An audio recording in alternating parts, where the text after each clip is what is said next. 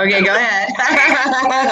Okay, so I was just writing it all down, and I was just thinking, oh my goodness, what a massive shift I've had. So That's from awesome. last week, I've really stepped up. I feel that I was playing it small, and now I'm just like, oh, whatever, go for it.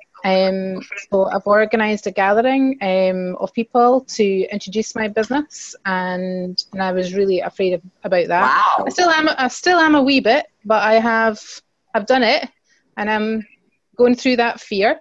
I've also got one-to-one coaching calls with 2 different people, which is fabulous. A couple of great meetings with new people, again, talking about what I'm passionate about, feeling more in the flow in general. On Monday, I had a massive clearing. I thought I'd maybe eaten something, but no, I think it's probably more to do with the energetic stuff, lots of vomiting. Oh, yeah.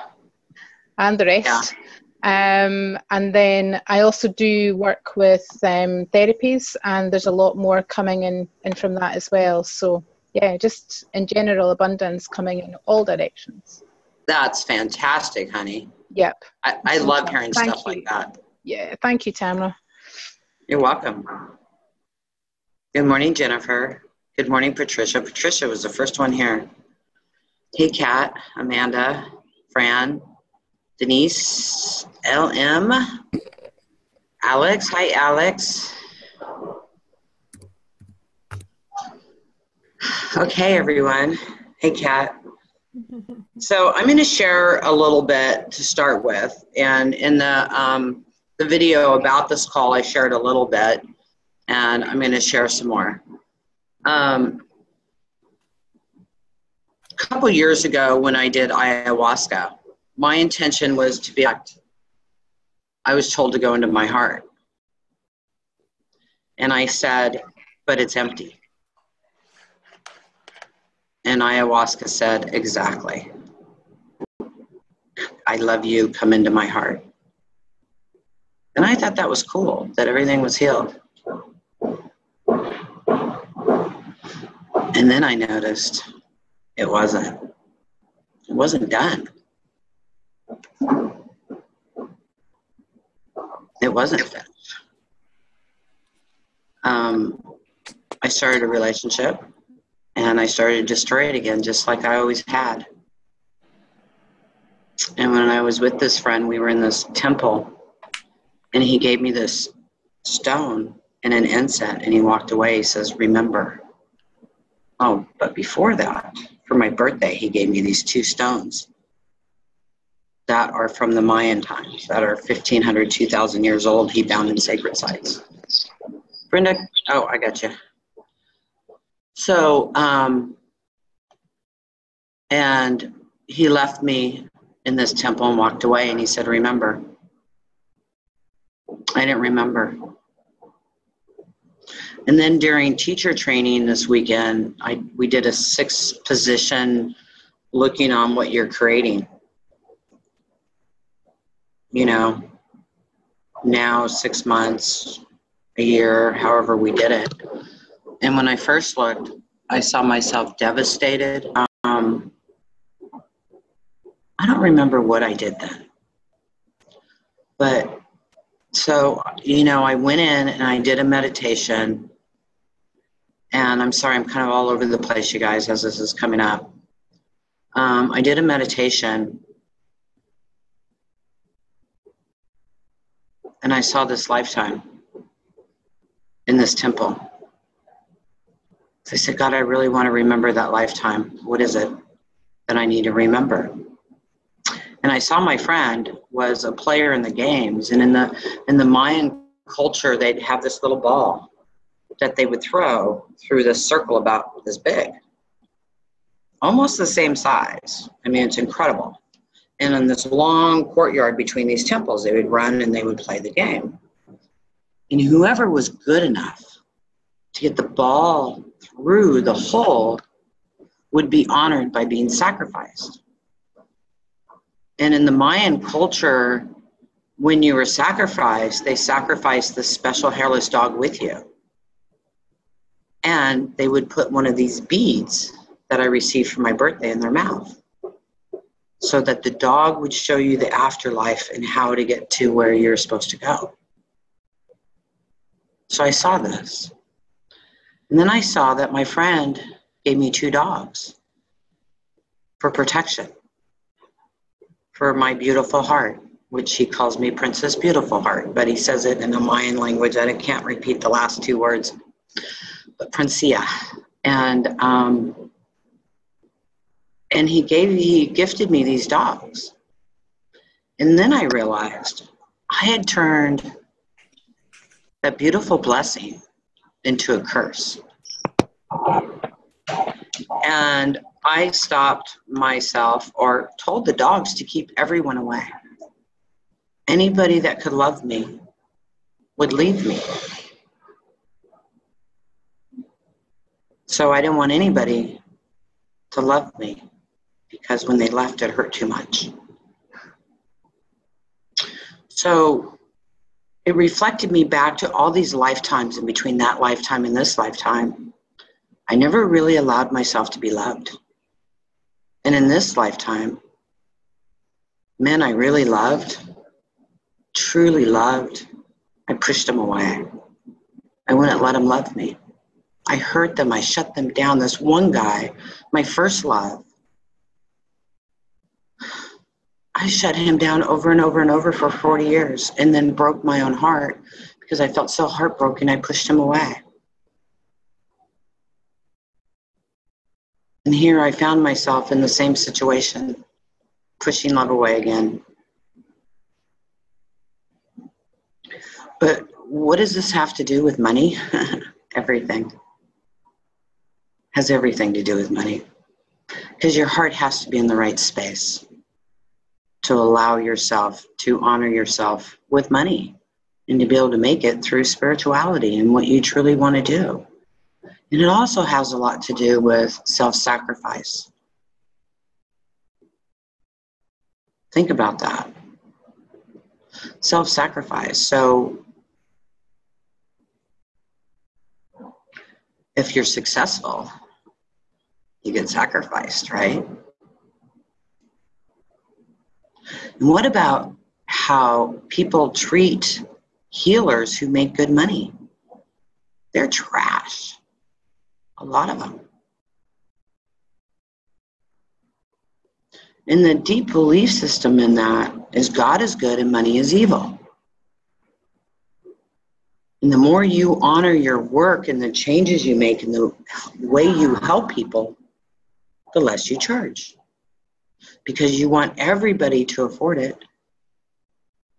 You want everybody to get it. It's God's work. How do you charge for that? How do you do competition with that or business with that? How can it be a business?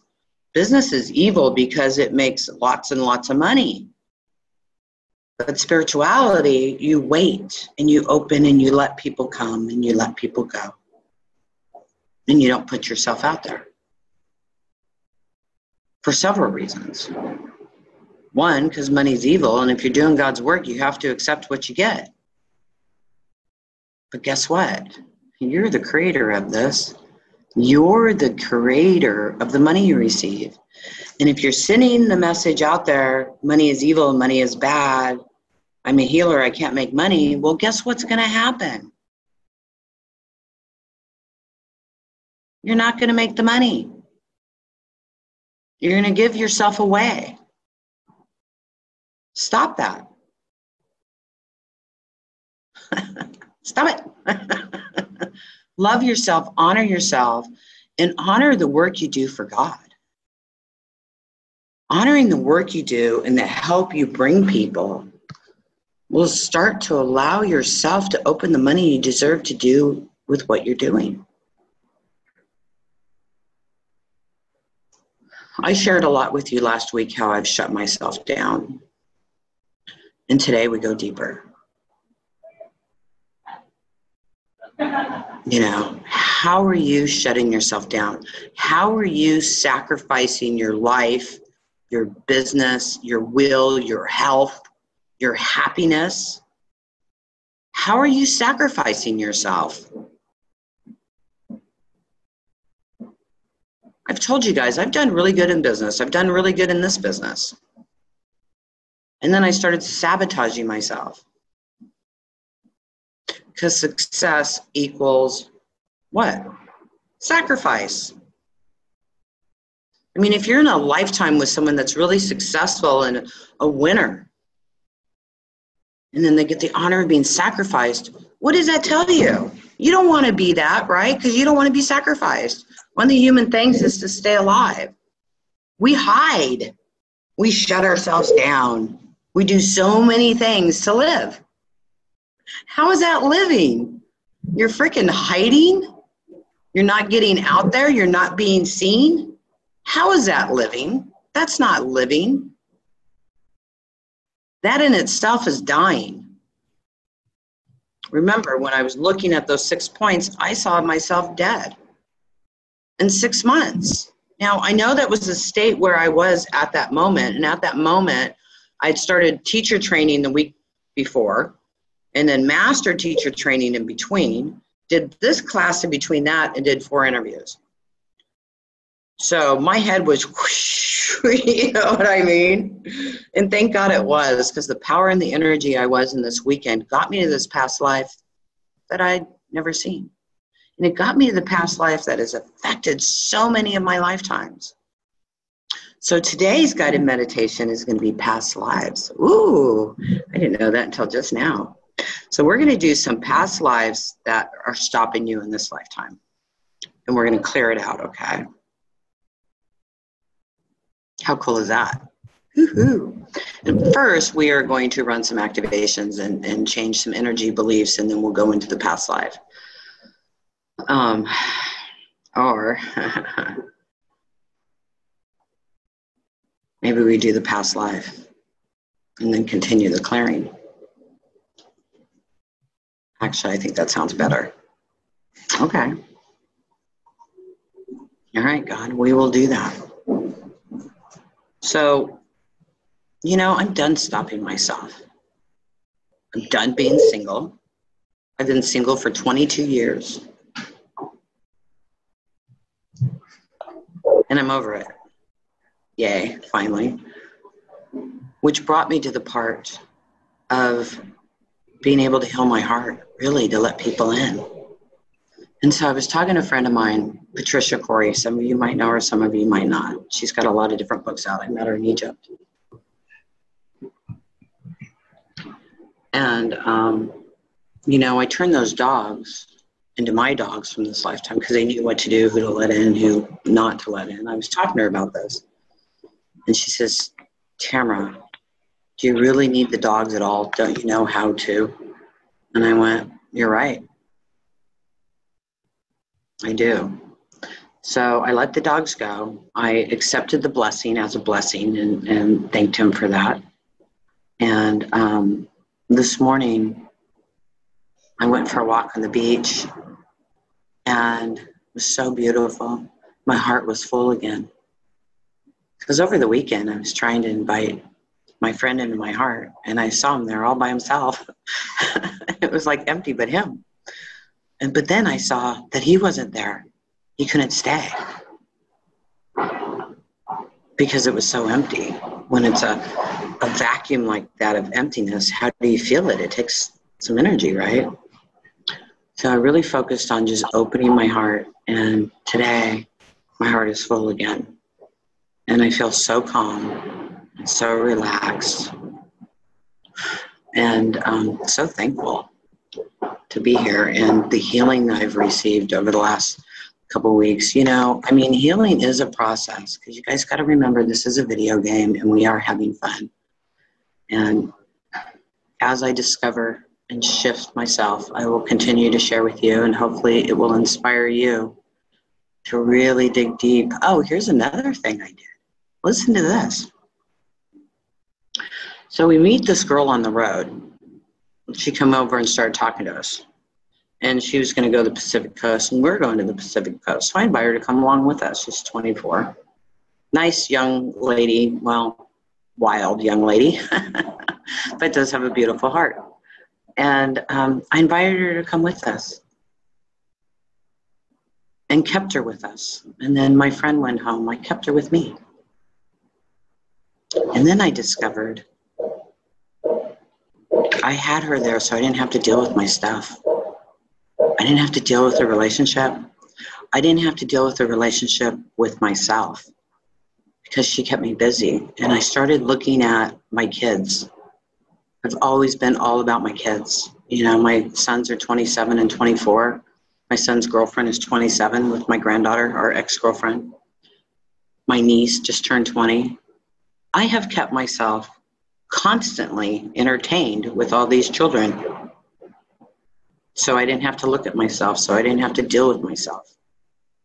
I was always busy. And over the 3 weeks of travel and all the temples, I worked on global issues. I worked in the collective subconsciousness of humanity. And I was proud of myself for going and doing that work and felt really good about everything I did. But then I realized, and have just realized, who I need to be working on is me. I was putting my attention out there and not inside. Where are you putting your attention? Is it finding a job, a place to live, your kids, your dogs, finding clients? Where are you putting your attention where you're not focusing on you? Because we are the world, and we have the whole world within us. And how do we change the world outside? We change our hearts. That's the only way. And it's not about getting rich, the big car, the big house. Trust me, I've had it all. It's about being happy and being in joy. That's what's important. If you put yourself down because where you live, I was proud of my 5-bedroom, 3-bath house. I was proud of my Mercedes. I felt good driving it. It turned heads. It was a red sports car. People looked at me. I felt so good. And you know what? By the time I gave it away, I could care less about it. I could care less about that house and all that stuff. I'm living in a simple house, and I'm so happy. And for now, I'm working on myself. And it was funny because yesterday I decided that it was time for her to go. And she went on a walk and came back, and she says, somebody invited me to go to Monsuto. Do you mind? I said, God, no, please go. And then I shared with her what I was doing. I told her, I said, look, and she goes, oh, are you mad at me? I said, I'm not mad at you at all. I created you to keep me busy. And thank you. But I'm ready to deal with myself, so I would like you to leave, please. So, yay. Anyways, did this bring some stuff up for you guys? Are you ready? We're going to do a guided meditation. I really want you to get in touch with any past life that is affecting your life now. I mean, this past life I shared with you affected like 5 lifetimes for me. I mean, in my last lifetime, it was so bad. I was a hooker in New York. And I saw the strings of lifetimes after that. And when I saw that lifetime, it was many, many years ago. And I always thought it was about my son, Kendall, because he was my son in that lifetime. And I got killed by my pimp because I was trying to make money to get the hell out of there, to get my son and I out of there. And nobody discovered my son for like 3 days after I died. And I saw that. And then it made sense why when I was out on a date, he'd call me 20 times. It's like, now that makes sense why he would act like that. And dummy me, you know, I'd always answer the phone. So did I get a second date with that guy? Nope. Nope, that didn't happen after that one. But it was really about not being able to love. It was really about self-esteem. It was really about how to make money in sex. You make good money in sex, right? So that's what it was all about. Because obviously my heart was closed. So how are you affecting yourself? Think about your heart. Think about your energy. Think about what's going on in your life. Think about how you're stopping yourself when we do this guided meditation. I really want to allow you to get really deep to that core issue. And then we're going to come back and I'm going to run some energies to continue shifting that stuff for you. So you guys ready? Ready to play?